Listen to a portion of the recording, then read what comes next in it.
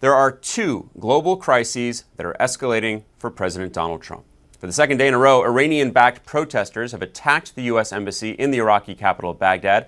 This comes after more U.S. troops arrived to help secure the area. At one point, they fired tear gas and rubber bullets into the crowd.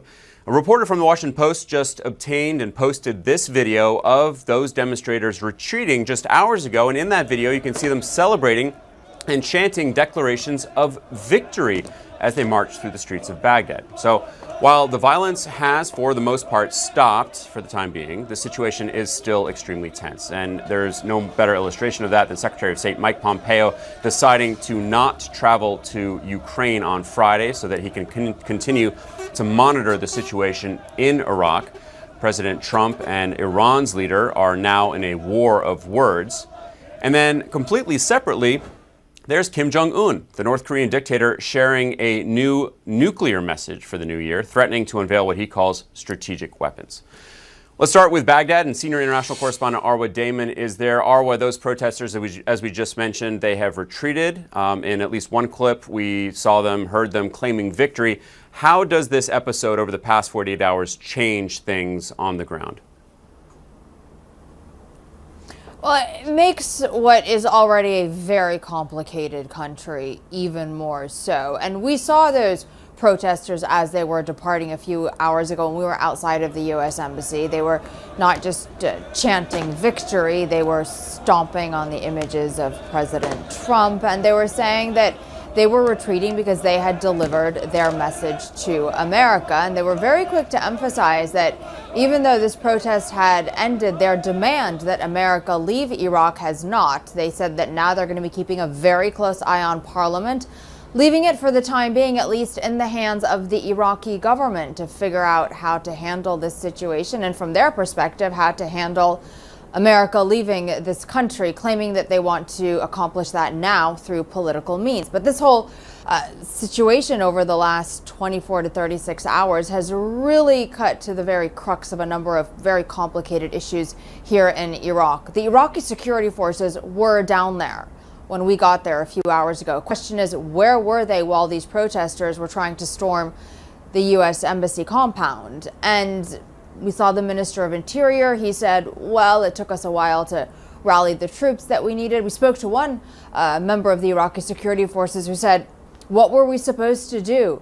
If we were to try to fight them, then it would have potentially ended up in a bloodbath that we wouldn't be able to dial back. And that, Alex, is because of who these protesters are. They are mostly either members of or supporters of what's known as the Popular Mobilization Force. This is a paramilitary force that is by and large made up of former Shia militias who had very close ties to Iran, who, incidentally, Alex, got most of their fighting experience fighting in Iraq's sectarian civil warfare and against U.S. forces during America's occupation here. So they are also very politically active. They have members of parliament and are very strong within the Iraqi government. So you have this very complicated, multi-layered issue within the country itself, and you have this proxy battle that is becoming even more intense between Washington and Tehran. As you say, Arwa, making a complex situation even more complicated. Arwa Damon in Baghdad, thanks very much. Joining me now to get into this a little bit more are Michael Crowley, a White House correspondent for the New York Times, and Dan Lamothe, the national security reporter for the Washington Post. Gentlemen, thank you both for joining me. Happy New Year to you both. Thank you. Same to you. Dan, I want to start with you. The Iranian-backed protesters from this militia group, they are Iraqis. They have retreated from the U.S. Embassy, and we have seen more U.S. forces coming in. Now, those protesters declared victory, according to a reporter on the ground from the Washington Post. What do you read into that? Do you think that the situation now is this sort of tit for tat, the U.S. airstrikes were carried out and then this was the response? Do you think that that is the end of things? It's really hard to say when we might reach the end of things, but I think we're in a situation where every action could have a equal or unequal reaction going forward. That can apply not only in Iraq, but at sea. We're going to have to worry about Navy shipping. We're going to have to worry about other scenarios in other countries. It's pretty broad-based with a number of potential fronts. Yeah, and I just meant the end of things in this chapter. Of course, this is a significant ongoing crisis between the U.S. And Iran. President Trump last night was asked if he foresees going to war with Iran. Listen to his answer. I don't think that would be a good idea for Iran. It wouldn't last very long. Do I want to? No. I want to have peace. I like peace. And Iran should want peace more than anybody. So I don't see that happening. No, I don't think Iran would want that to happen. It would go very quickly. Michael, what do you make of that sort of more diplomatic message on camera to reporters versus the threats that we've seen on his Twitter account?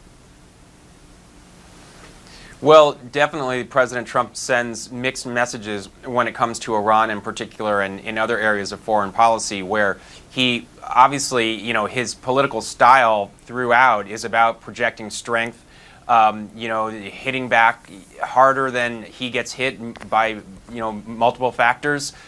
He likes to project toughness and strength, but the reality is that it's very clear that when it comes to foreign policy, and I think most especially in the Middle East, President Trump does not want conflict. He does not want to get further entangled in the different theaters that America has been kind of bogged down in since 2001. He's very clear and consistent about that. So he's trying to reconcile, on the one hand, his political style, which is very threatening and tough, with really, I think, his gut sense that it's been a huge mistake for past presidents to get into these conflicts. You can't get out of them. They're unpopular. He's worried about his reelection in 2020. And I think I would say that, the tone we heard on the red carpet at Mar-a-Lago last night with party music thumping in the background was probably his truer belief that I think Iran understands this, which is why they have some leverage. I don't think he wants a war with Iran or with anyone going into his reelection.